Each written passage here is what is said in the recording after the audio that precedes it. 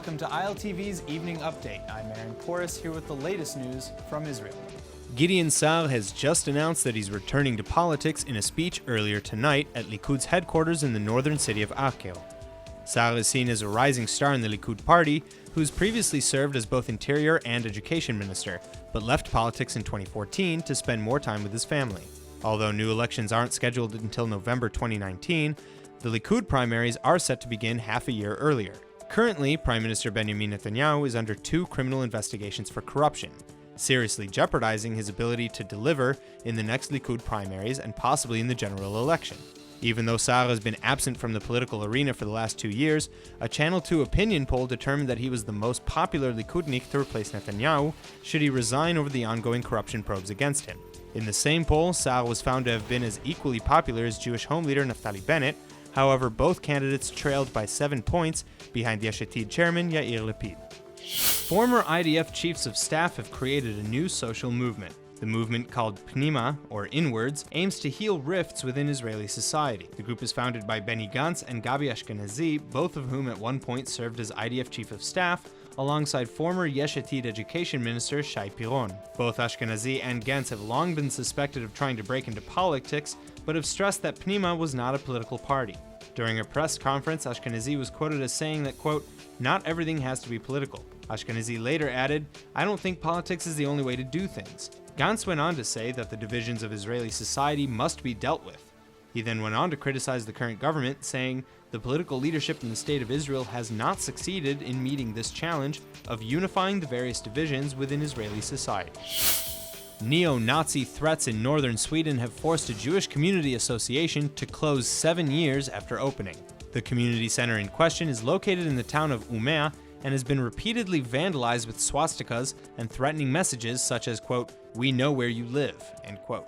Local community members have said that authorities have been unable to provide adequate security. According to community spokeswoman Karin Sjöberg, many people are too afraid to come to the community center.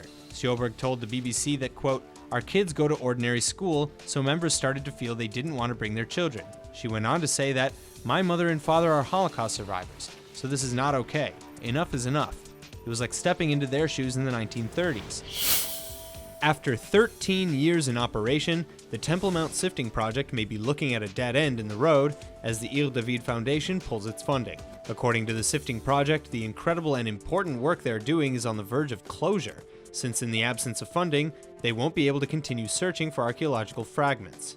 The Temple Mount Sifting project came into being in 2004 after the Jordanian Islamic Waqf that oversees the Temple Mount allowed tens of thousands of tons of soil to be removed and disposed of without proper archaeological supervision in the late 1990s.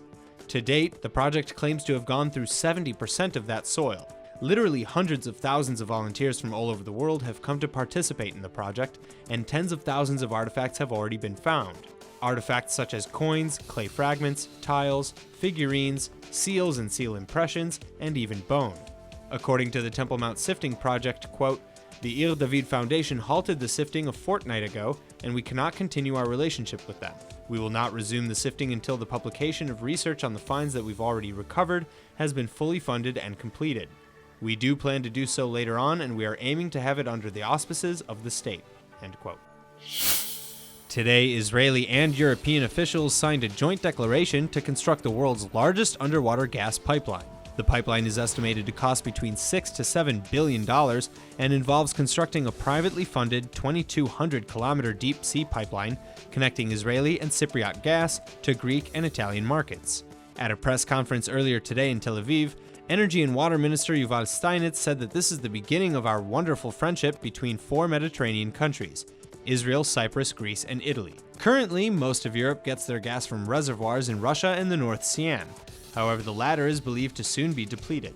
European Commissioner for Climate Action and Energy Miguel Arias Cañete was quoted as saying, "We strongly support the development of the region as a future gas supplier, and that it's clear that the potential resources of this region are very significant. The underwater pipeline is expected to be completed sometime by 2025. That's all for now. Stay tuned on ILTV.tv for our main daily broadcast playing after this.